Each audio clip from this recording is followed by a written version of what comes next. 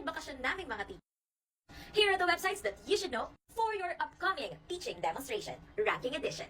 First is the depedclub.com. So, marami kang makukuhang mga latest announcements dyan, mga latest files, and I think these are all free. So, you just have to be patient enough kasi medyo maraming mga files, medyo marami ring mga advertisement. Pero very helpful to. Next, if you are a science teacher, you can also check mrescience.com. So, ayan, pwedeng-pwede ninyong magamit yan. Download lang, ito nyo siyang magamit sa demo teaching ninyo if hindi kayo masyadong techie. Pero, again, these files, medyo mabigat siya. So, kailangan mo ng medyo maganda-gandang laptop for this. Ayan.